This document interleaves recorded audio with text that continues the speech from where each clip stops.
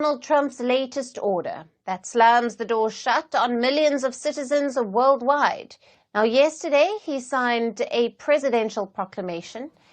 Now, think of it like an official announcement. Some sweeping travel restrictions. It targets about 20 countries. And here's the kicker. Nearly half of them are from Africa. Here's the list. Chad, the Republic of Congo, Equatorial Guinea, Eritrea, Libya, Somalia, Sudan. 7 African countries are facing a complete ban. It means that no one from these nations can enter the United States of America at any cost. There are partial restrictions as well. Burundi, Sierra Leone, and finally Togo. Visitors from these countries face certain prohibitions, but there will be certain exemptions. Say, for example, temporary work visas or athletes traveling for major sporting events. It's because of national security concerns. That's what the White House is saying. Citizens of these countries, among others, are potential threats to America's national safety.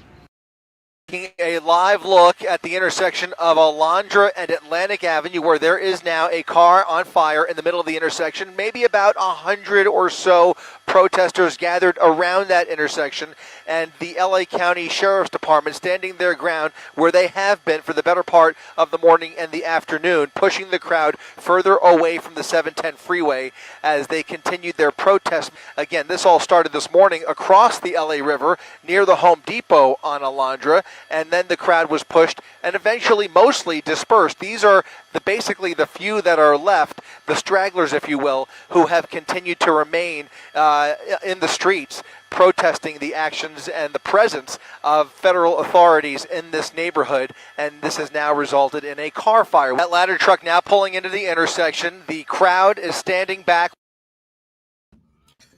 Welcome to Pan-African Perspectives, your weekly live stream where we talk about things pertaining to the continent of Africa, how it's impacting our people and the continent altogether. Things that we can do to improve our circumstances and the news of the day. I am coming at you live from Los Angeles, California. I'm in my hotel room right now. I'm in downtown Los Angeles, about a 5-minute walk away from what you just witnessed on your screen. So we're going to talk about that today because I've been here in downtown Los Angeles, and I can tell you what my experience has been being here in DTLA. And then we're also going to talk about what we talked about yesterday, but a little bit more about the specific restrictions and visa bans for specific African countries and how it impacts Africa as a whole. Yesterday, we talked about Sierra Leone. Today, we're talking about Africa. Now, before we get into those details, everybody, can you let me know that you can hear me and let me know where you're watching from? And also, you can also let me know how aware you are about what's going on here in Los Angeles, not too far away from where I am, and how aware you guys are of the travel bans and travel restrictions for African countries. I want to hear from you guys. Now, before we hear from you guys, because I know it's going to take a little while for those messages to come through, and just to make sure you guys can hear me, give me a thumbs up so I know that you guys can hear me. We're going to talk a little bit about the travel ban and which countries are included. So this is a map to show you the number of countries in Africa that are on this travel ban and travel restrictions list. So again, more than half of the countries that were included on the travel ban/travel restrictions list are from Africa. Haiti's on the list, so you got Haiti in the Caribbean, and then they have some Asian and Middle Eastern countries. Okay, so we got Catherine Smith. You can hear me. You're watching from Texas. Okay, Tundo can hear me from South Africa. Nice, you guys are watching from South Africa. North Texas, always lady 510 from North Texas said she was quite aware of what's going on.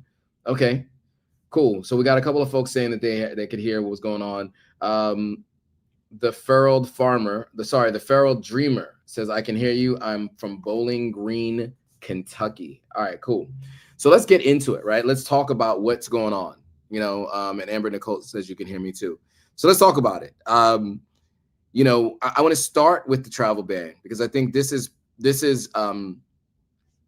loosely related to, separate, but also part of the overall Trump administration, and how they're focused on what they're considering the immigration problem. An invasion of the United States is how they have described it previously. So, the latest travel ban went into effect on June 9th. That is today, June 9th, 2025.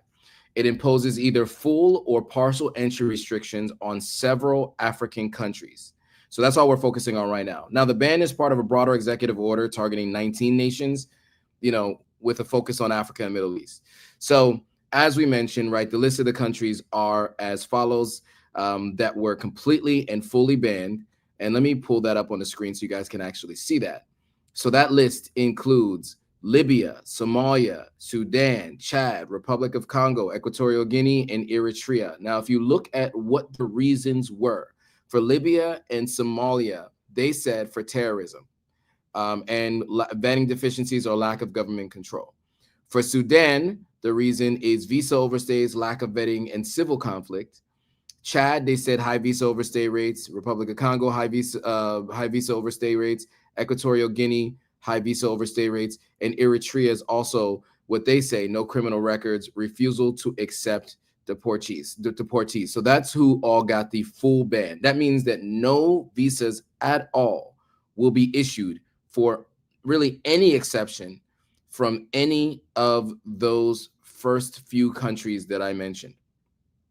Now, there's a partial ban on Sierra Leone. If you want to know specifics of Sierra Leone, those of you who watch this live stream and are interested in Sierra Leone in particular, I did do a live stream yesterday on the specifics of Sierra Leone. So happy to, check that out. I mean, I would say check that out because I'm not going to go too much into the details of the specifics here. But they did say high visa overstay rates and refusal to accept deportees. I did speak to someone last Friday from the American Embassy in Sierra Leone, and these things are highly disputed, at least in terms of the refusal to accept deportees.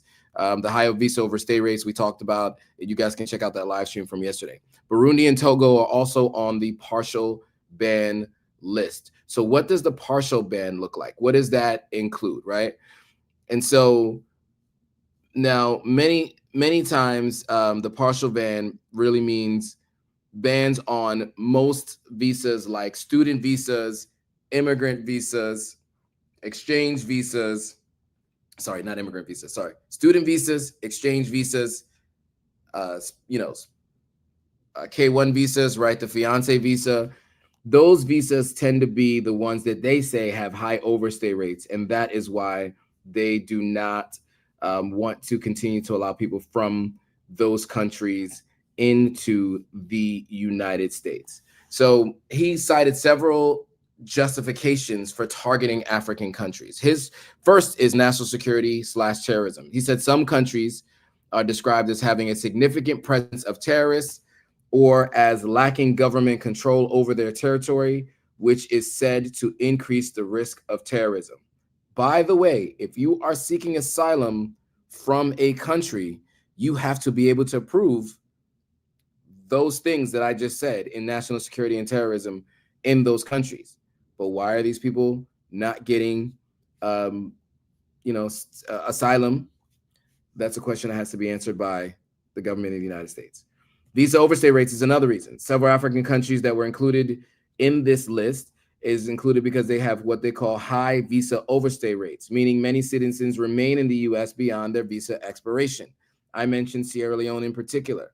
The specific visa, the student visa, they say 35% of those who get a student visa overstay. That's specific to Sierra Leone. I only know that because I've spoken to people about Sierra Leone and we've gotten into those details. But other countries have their own rates of what they say is overstaying their visas. Then they say inadequate screening and vetting. So the White House claims that these countries do not meet U.S. standards for sharing criminal records, verifying identities, or vetting travelers. That is something that Sierra Leone in particular disputes across all three of those elements. But of course, the United States says otherwise. The next is refusal to accept deported nationals. Some countries, such as Eritrea and Sierra Leone, they say are accused of refusing to accept back their citizens who were removed from the United States.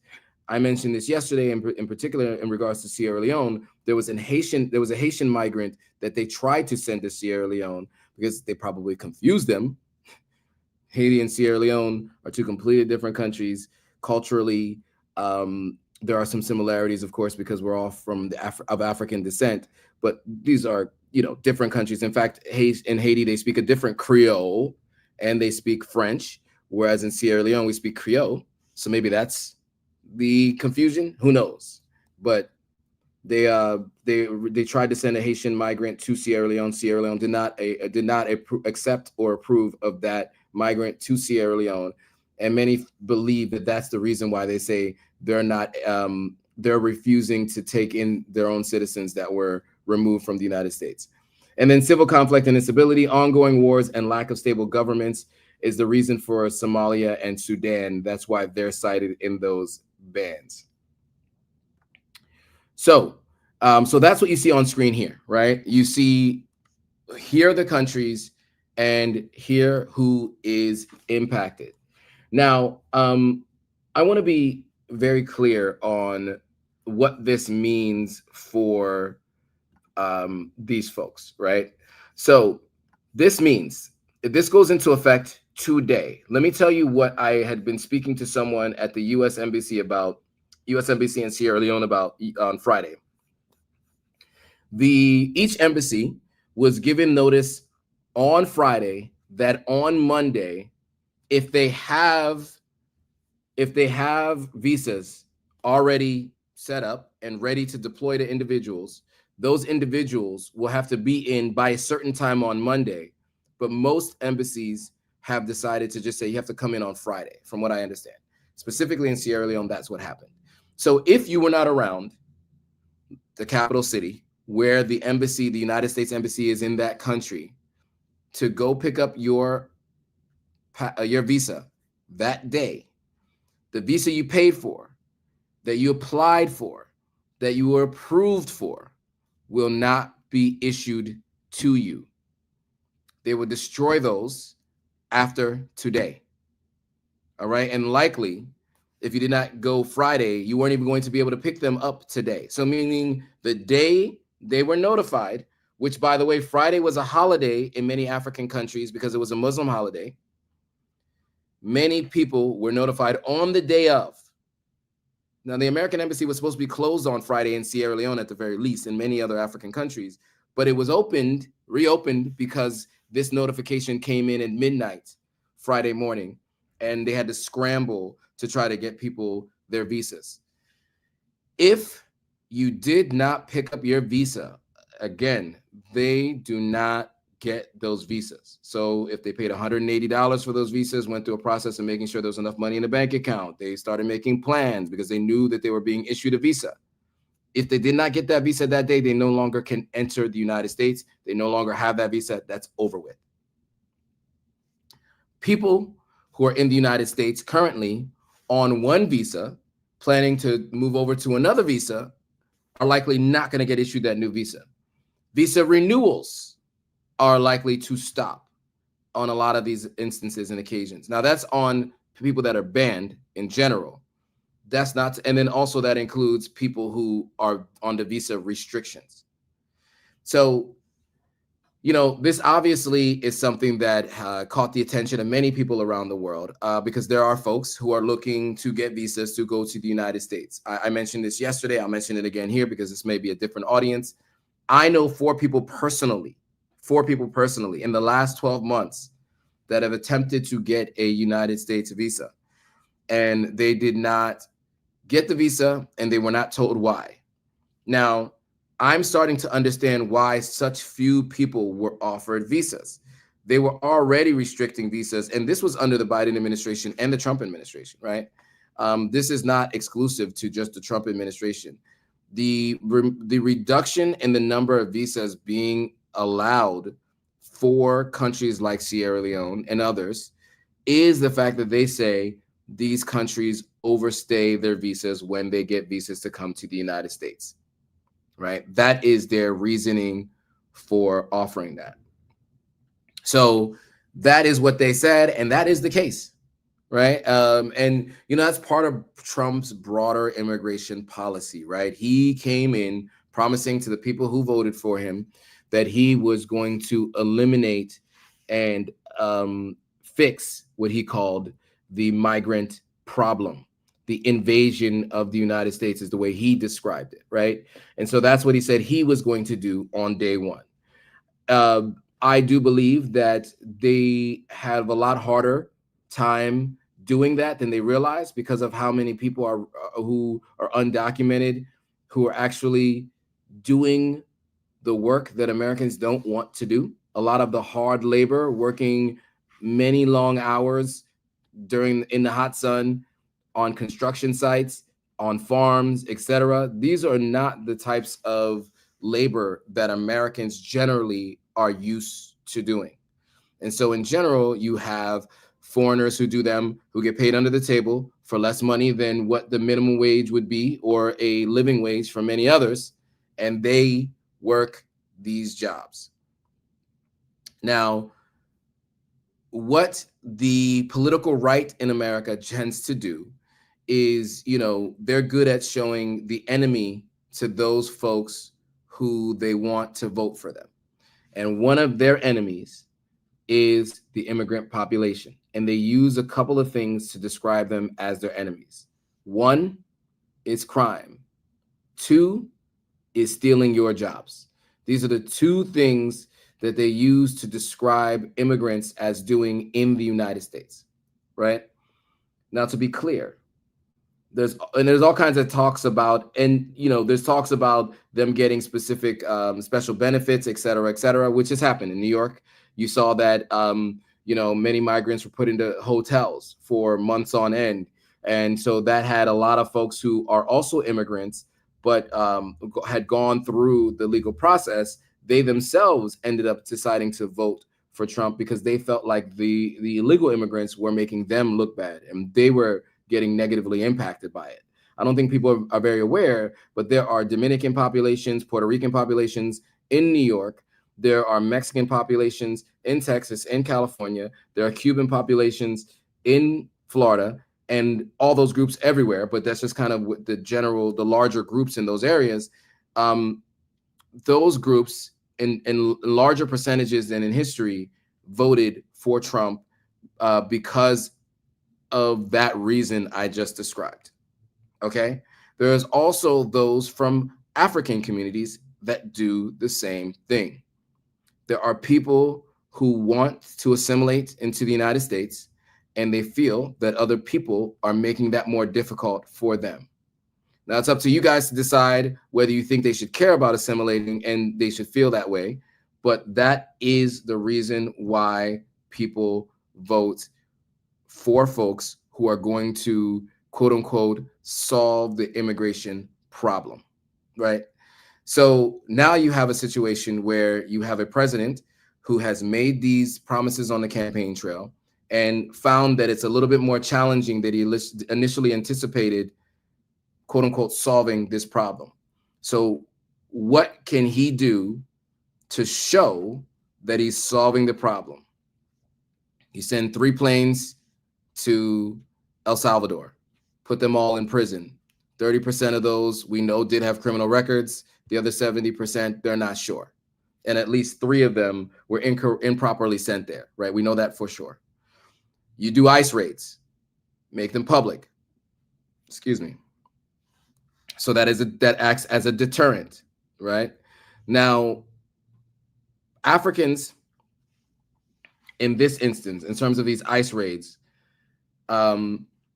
it seems that Africans, when they migrate to the United States, tend to work in different industries than what is happening for the folks from Latin America.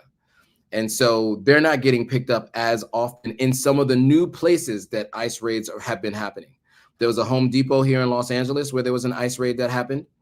And there was another organization, and I can't remember where there was because a lot of Latin American migrants will be at Home Depot looking for work.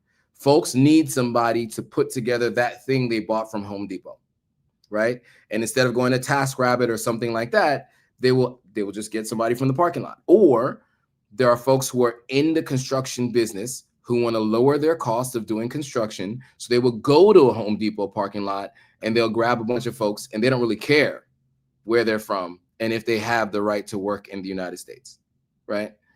So the ICE raids started happening in all kinds of different places, right? There's all kinds of anecdotal insight as to where they were happening, but we know for sure they've raided a couple of different things. Apparently, there was a kindergarten graduation, according to Piro Dusa. There are many, many instances where these raids have disrupted the daily lives of everyday people. This is really just what you can anticipate more of, though. So that leads us to what is happening in downtown LA and the riots as they're being described. So, I think instead of me trying to explain it, let me have those who've been reporting on this explain, and then I will give some commentary on the other side.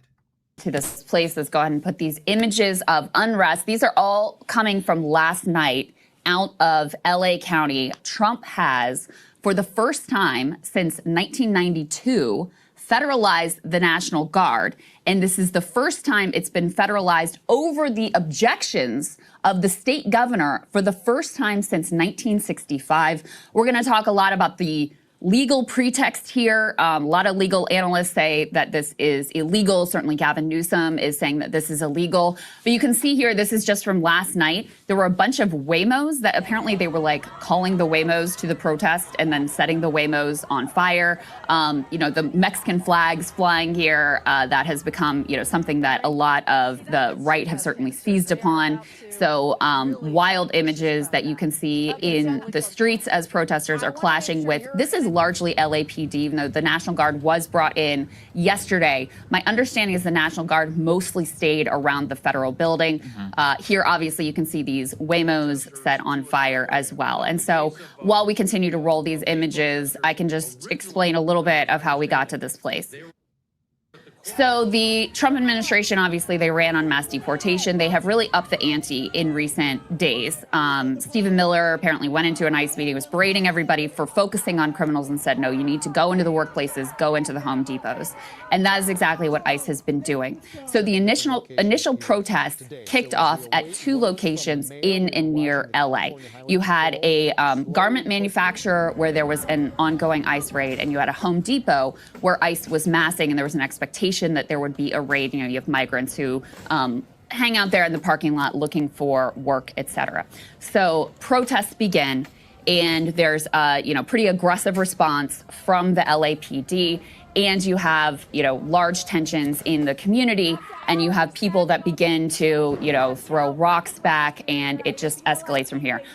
Just watch this one clip. This is a reporter for Australian news outlet, and crazy footage here. You see one of the cops turn directly to her and fire a rubber bullet that hits her directly. So you guys get the idea, right? This is what's going on here. And the National Guard was called in 2 days ago. And then it looks like they're going to be deploying some Marines to Los Angeles as well. So, Trump ran on law and order. He said that if anything like this was to ever happen, he would call the Marines in. And so I don't know how much you guys are aware of this, but it's not common for the military to be called in on domestic situations, right? With Americans, right? Usually the military is used internationally, not in the United States, right?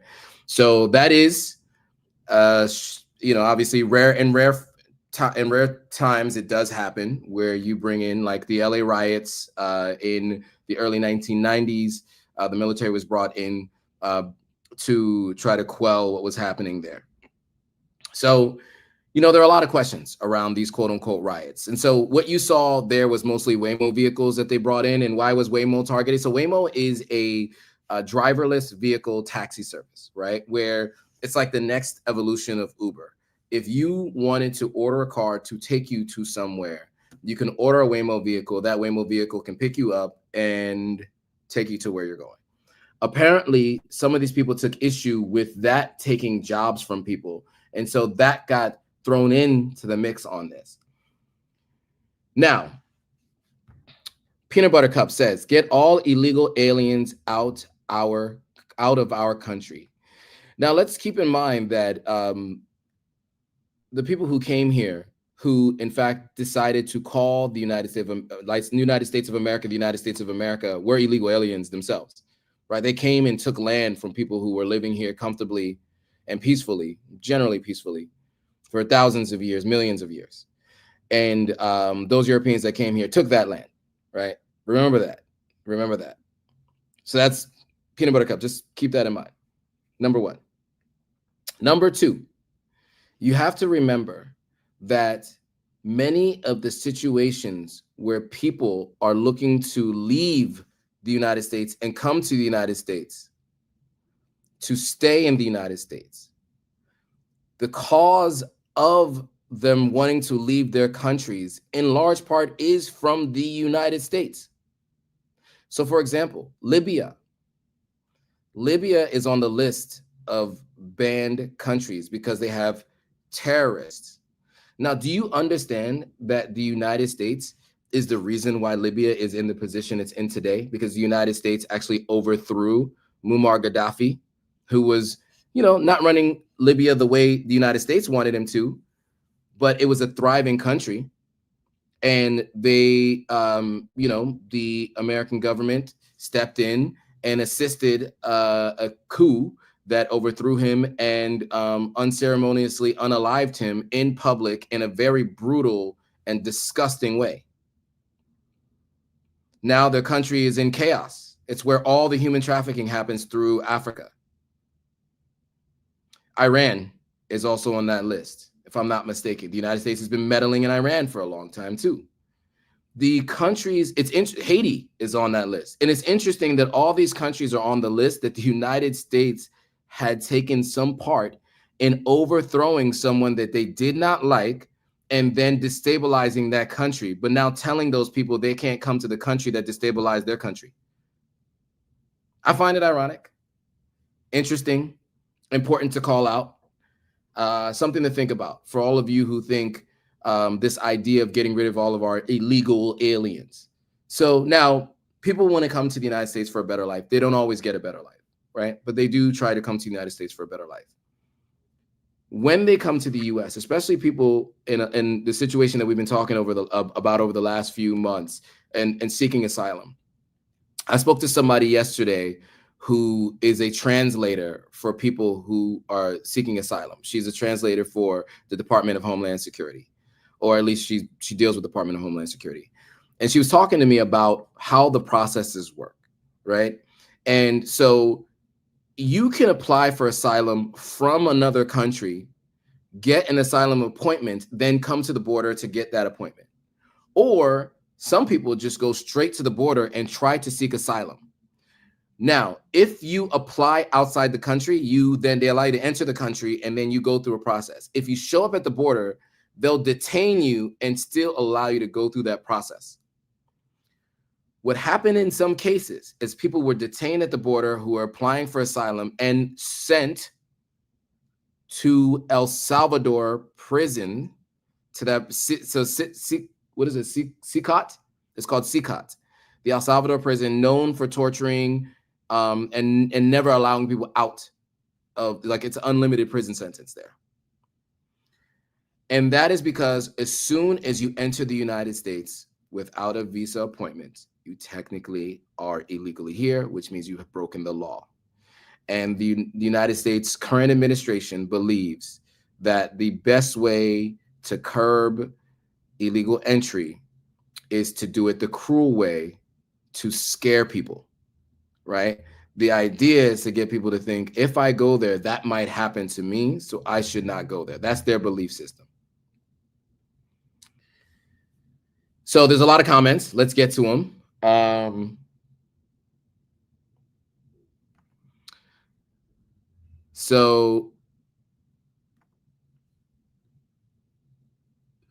Let's see. I'm trying to think of what is appropriate to post here. A lot of people have said a lot of things. So Johnny has said, and we're not desired in their own homes or lands. Yes, and I guess you're speaking about folks who are coming to America, maybe? I'm not sure. Can you be a little bit more descriptive? And by the way, I went to high school with Johnny. What's up, Johnny? I don't want people to get too involved in, going back and forth with each other in the comments. Help Me Out says an interesting thing. This is what Help Me Out says. You guys can read that out loud. And if you can't see it on screen, zoom in. I'm not going to read it, but yeah. So, I mean, that's an interesting viewpoint. I will say this, right? There's a concept of the Great Replacement Theory, right? Now, it was originally called the White Replacement Theory. And what that was is the idea that immigrants are coming to America and they're voting for politicians that are going to minimize and to reduce the power structure of people of European descent that live in the United States, right? That is one of the fears of the White Replacement Theory. They're going to change the culture of the country of the United States because in their opinion, the culture of the United States is Anglo-Saxon Christian culture, right? And that's what it should be. And that should be the only culture of the United States. Everybody else can just be in their own silos, but it shouldn't be the melting pot that has been described as America since they talked about American exceptionalism, right? In their minds, it should be homogenous and it should be Anglo-Saxon, European, Christian only values, right? So they become fearful of these other groups coming in and changing, quote unquote, their country, the way their country should be. So somebody like Trump obviously knows that his constituency believes that and sees that and fears that. And so he then made it a policy to focus on that. Now, there was the Lincoln Riley Act. Lincoln Riley was a young lady who was going to a university in Georgia, if I'm not mistaken. She was on her way to class one day. She was attacked and SA'd by an illegal migrant. And the 911 call had him pick up the phone when she called 911 and said, like, I've taken you, or something like that in Spanish, right? So you have the 911 call. You have a victim who's Anglo-Saxon Christian, who falls into that category, who was SA'd by a migrant from Latin America, right? Who also, by the way, had a previous criminal record. So based on that criminal record, he should have been removed from the United States. And I think most people agree on that. So the Lincoln Riley Act was meant to potentially curb that potential issue. I don't think what most people understand who are following these things is most violent crime, especially in that style, happens from people who know the person who committed that act. It almost it very seldomly happens from a stranger. I know the stranger stories, because stranger danger and it's scary are the ones that generally are the ones that end up on the news. But the ones who really actually perpetrate these heinous crimes are generally Anglo-Saxon, European descent, Americans who know the person they perpetrated that crime to and on. It's just fact.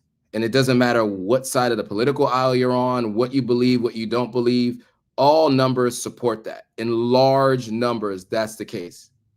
However, what's going to get the most support is if you go after people who don't look like you and who do something to someone who looks like you. And I mean that by those who are in the administration today. So Johnny was talking about those who stole our lands, meaning those Europeans who stole the lands from Africa. From Africans that were in America and Native Americans. The ones who stole the lands don't want you in their homes and in their countries. That is true. So it's interesting, right? So George K said CCOT is hell.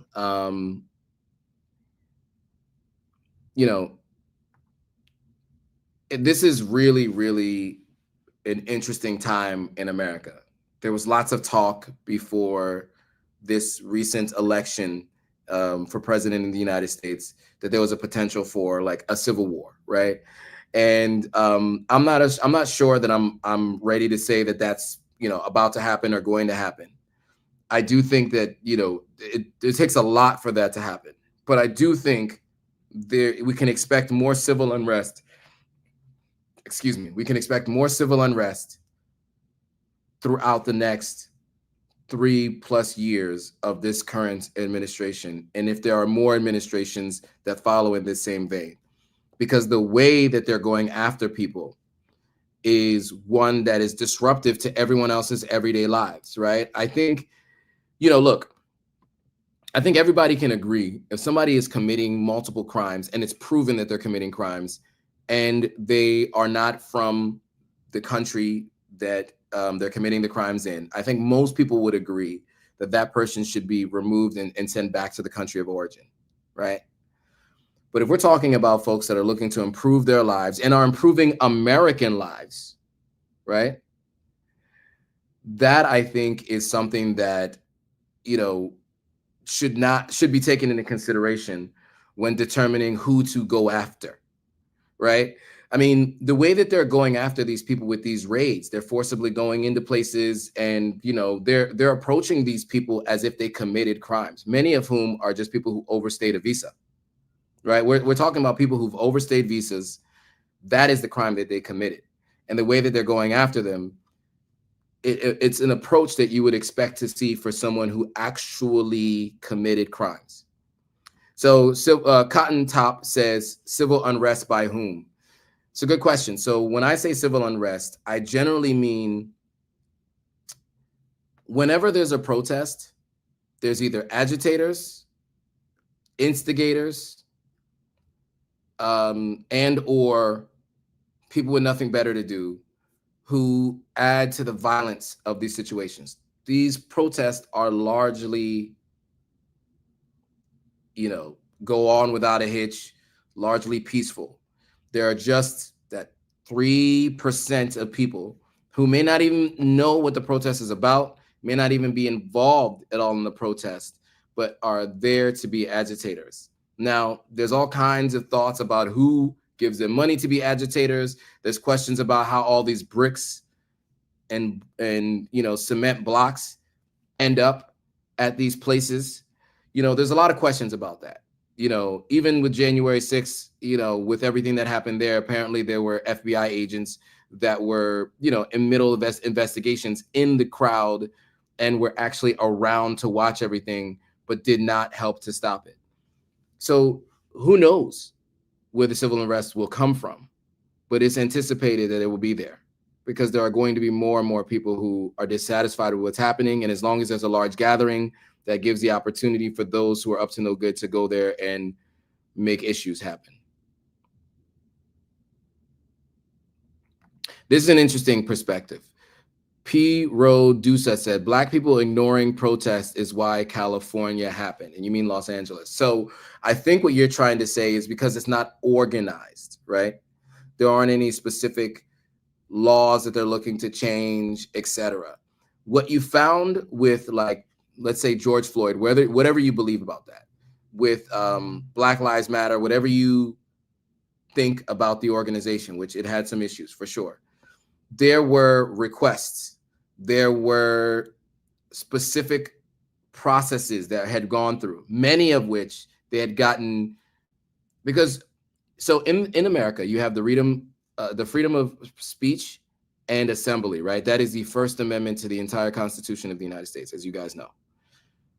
With that, though, you are generally supposed to get a permit to do the protesting.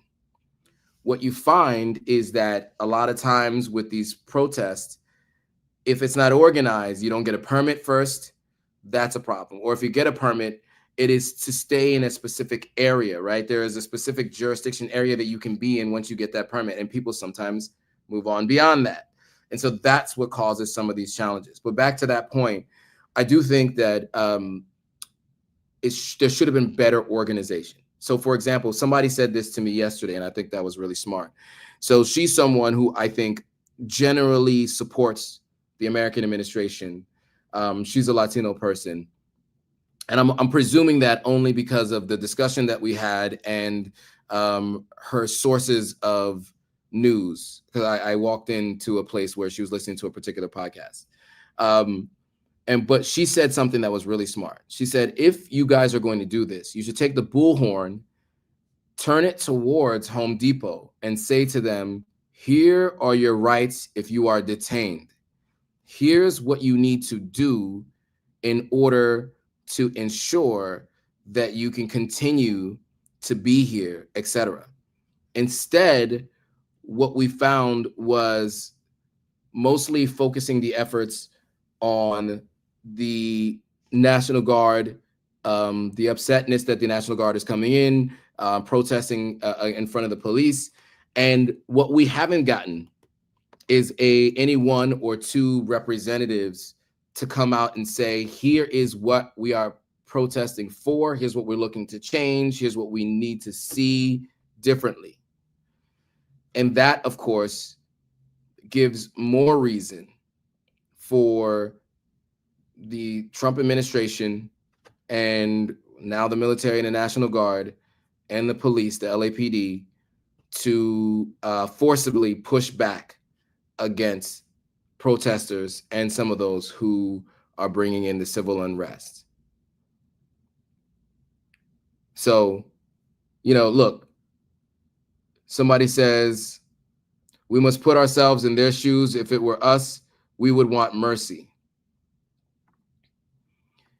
Look, I mean, my parents migrated to the United States. They went through the proper channels to become citizens.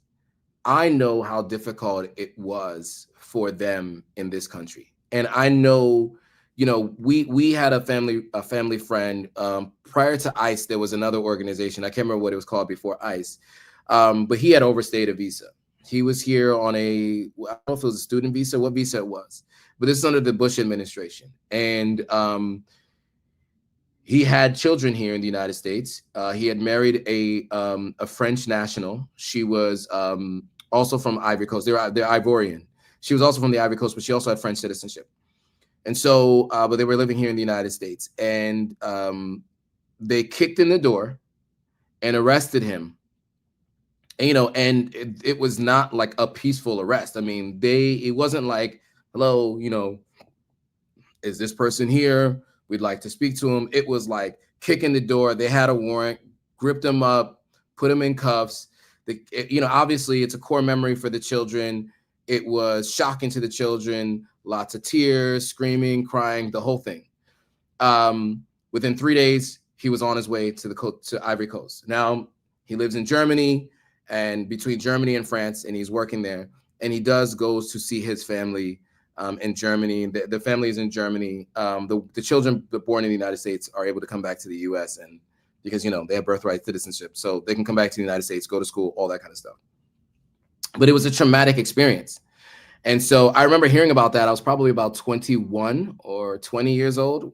I was younger than that. This happened. Yeah, I was probably like 20 or 19 years old when I heard about this, and my initial thought was, well, he overstayed his visa, but the way they did it, I thought was aggressive. Now, that was at a different time when you had somebody like Bush, who at the very least understood that a lot of his, with the Rangers and stuff, that national park was built by Mexicans. So, he took an approach that was really more about, it was like with everything pertaining to September 11th and everything beyond that, right? So they were really aggressive during that time. In this particular administration, it seems that, using the Alien Enemies Act, othering these migrants, trying to dehumanize them, makes it easier to be cruel to them. It just does, right? If you feel like somebody is less than, they're other, if they're, committing SA and violent crime, if that's the way they're described, it makes it easier for them to approach it the way they're approaching it, right? That's just what it is, Let's see if there's any other comments or thoughts. So this is about the visa. So Mustafa says, my Sierra Leone wife trying to get a visa to visit me in America. Do you think she'll be able to? That's a no, sir. Sorry, Mustafa. She is not going to get a visa to visit you in the United States. You may be able to apply for citizenship for her. Well, actually, you know what? They were saying that some visas might be, go back and watch my live stream from yesterday about Sierra Leone in particular, because you may be okay. But from what I understand, they're not really issuing visas right now in general. They are saying that certain visas are going to be accepted. But once you have a restriction on your country and it's been black and white like that, it's going to be very hard for her to get a visa, if I'm being honest with you. I just think I would anticipate it's unlikely that that visa will be issued to her. Just being real with you. George K says some people abuse their tourist visa. They stay longer than the time required. Yes, that is what the argument is of the administration today, is that, people overstay their visas. I think it was 15% in Sierra Leone overstay their tourist visas, Sierra Leonean migrants to America. So, that's their belief system. And that is why they determined that it makes sense for them to, not to allow them into the country. Let's see if there's, so always a lady says, this is a deflection of the Trump-Musk breakup. I don't know if it's a deflection. I mean, at the end of the day, the protests were already planned. So this is a response to the protests. The Trump-Musk breakup, I don't think it's a distraction or a deflection, because at the end of the day, they both did it publicly. If they wanted to hide it, they wouldn't do it publicly, right? I mean, but they're talking about having a meeting about it. But I understand what you're saying. I think a lot of times people feel like certain things like this end up being a distraction from the main point. It's like a sleight of hand, like watch this hand so you don't see what this other hand is doing. Yeah, I mean, that can be in many cases. I'm not sure that's what this was. I think they're saying Musk was threatened to be deported to South Africa. Yeah, I think that's what Steve Bannon has been saying. I do not think Trump will deport Musk to South Africa. It's unlikely. It's unlikely. Anything's possible, but I think it's unlikely. I think that they're going to kiss and make up before too long. Always Lady 510 says this is force and fear. Exactly. They use fear. African-American versus African immigrants. This is slowly looking like a movie Civil War. Well, I don't know if the African-American versus African immigrants issue is one that is what we're talking about here. That's a whole nother conversation for somewhere else. Always a lady 510 says everyone but the natives are immigrants. That is correct. I agree with you on that. Cause instability and then block them. So that's just speaking to what I said about what's been happening in Latin America and many of these countries. You cause instability in that country, but then you block them and from allowing them to come into your country, I think is wild. So I got some more footage of the protests and what was happening in Los Angeles. I'll play a little bit of that for you guys because I don't know how many of you guys were aware of what was happening. I will tell you that what's on the news looks worse than what it has been. I mean, look, they're obviously all in one area, but again, I am about a 10-minute walk away from there, 2 minutes drive, and I can't even hear it right now. I don't hear anything. I don't see anything. The BET Awards is today. In fact, they're starting to seat people in about 1 hour. And as of right now, it doesn't seem to be disrupting anything they're doing. I mean, my hotel I'm staying in right now is full of people who are going to BET Awards. So, and people who are here for the BET festivities. So it seems as though that's going on without a hitch. But anyway, let's watch some of this video and I'll give you some thoughts on the other side. Demonstrators are making their way down the ramp and onto the 101 freeway. This is, I think, a concern that we had seen a little earlier. The freeway had been shut down by law enforcement, and it is now being shut down by the other side. Demonstrators are on the surface of the southbound 101 freeway and blocking traffic. I believe that's the southbound 101 freeway is shut down. Demonstrators are on the roadway surface. The northbound still seems to be making its way through, though certainly not at speed. And as we pan up, we see large crowds gathered at the top of that off-ramp. Earlier this morning, apparently a raid by ICE here at a business called Ambiance. Then a crowd started forming outside the perimeter. They started actually surrounding these buildings. We have a piece of video. You can see that they've gotten the people and they put them in these vans. It was a very strange sight to see because they started to leave and there were people who were protesting, trying to keep these vans from getting out. And the video seen here is deeply troubling because these officers, look, there's that person in front. And the officers did not stop, these agents or whatever federal authorities they were. And notice how this person continued to stay in front. And the officer did not slow. No officer came out and tried to get this out. And then watch as the person in front falls and hits his head on the ground. And that just seemed like it was an injury. But then these agents then moved aside and then immediately took off. And we watched these agents almost as if it was a chase. They got together in the caravan and we watched as those agents. So you guys can see that's what started the protest, right? So there wasn't an organization beforehand to do it. They just went to where this was happening. And then other things started to move and to happen. But yeah, so that's how we got it. That's how we got here. I mean, it is something that we'll continue to follow, and we'll continue to talk through the implications of some of these changes in immigration policy. Well, it's actually continued immigration policy from the Trump administration, but changes in American immigration policy. Because at the end of the day, what now is American policy is maybe not necessarily going to always be American policy. It may not be, but that's what the policy is today. I did want to show the impact of visa restrictions and how much people have paid for visas in the last few years. Let me see if I can find something that shows you this, because I thought it was really interesting to look at this. I was looking at this and I thought to myself, so much money is made through this visa racket. It is wild how much people spend to get visas, and they're just completely ignored, right? And I'm going to share with you this in one moment. I just need to show how much money goes into trying to get these visas and the restrictions, because I think it's important. Now, this isn't specific to the United States.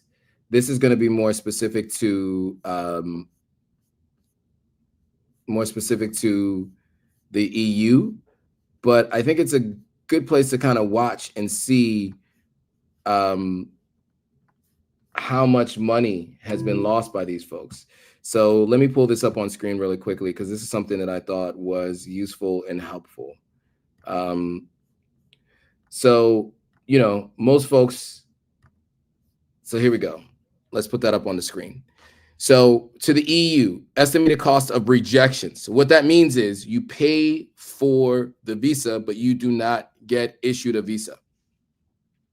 $4.3 million for Nigeria in terms of visa restrictions. 2.8 all the way down to 390,000. So that's euros, not dollars. So you can almost double that to get dollars. So this is per year. So it's top 10 African countries with the most money lost to EU visa restrictions. Every year, thousands apply, but many get rejected. The fees are non-refundable, and it adds up. Millions lost, no visa, no refund. Look at that. Look at that. I mean, does that seem okay to you guys? You guys let me know. You guys let me know if you're okay with what you see there. Oh, here's another thing. I forgot to mention this. Kabi Lame, the guy who does those the videos where he points at stuff. He was detained by ICE in Las Vegas after he quote unquote overstayed his visa. Immigration agents later allowed him to voluntarily leave, and he has since departed the United States. So we're talking about this guy, right? Who was just at the Met Gala just a couple of weeks ago. This guy who was the #1 TikToker, right? He's known for, this style of video. Yeah, that guy. He was detained by ICE for overstaying his visa. So, yeah, I mean, look, that's just really what it is. I mean, you just know that this is going to continue to happen. There was more that I wanted to show, but it seems as if I was unable to get the post that I wanted to share with you all. There's a lot of content that I have been sending to myself to discuss this particular topic and more.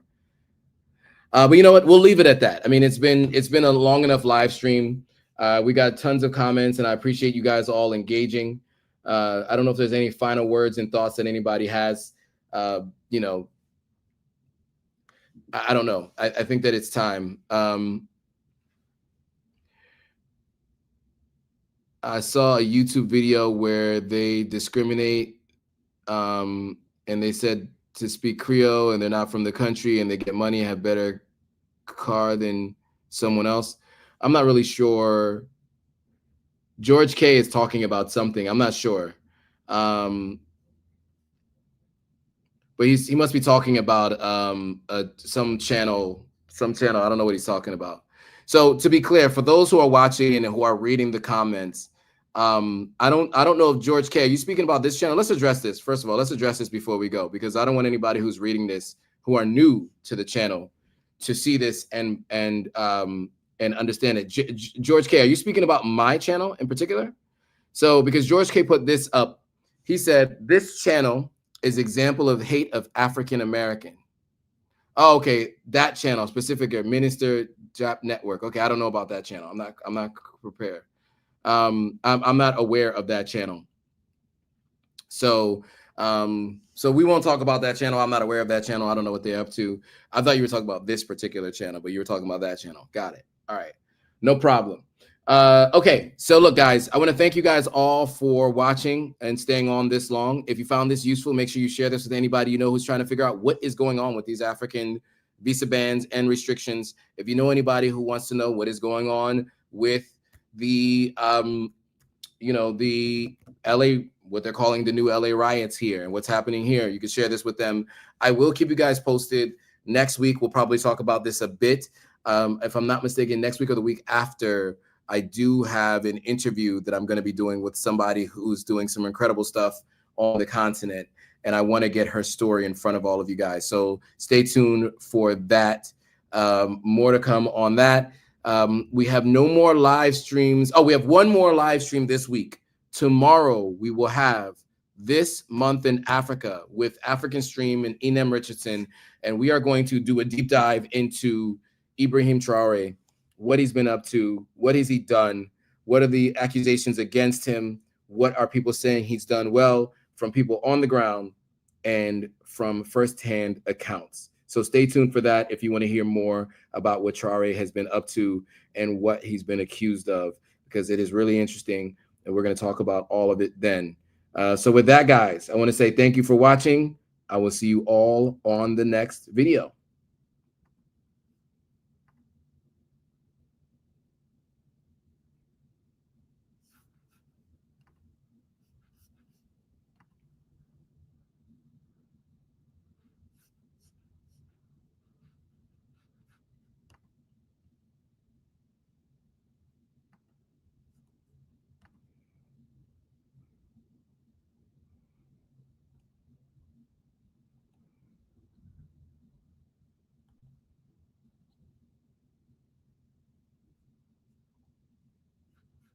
Okay, the stream doesn't want to end. Okay, I'm trying to end the stream. Sorry, guys. I know it looks like I'm like frozen or I'm not moving, but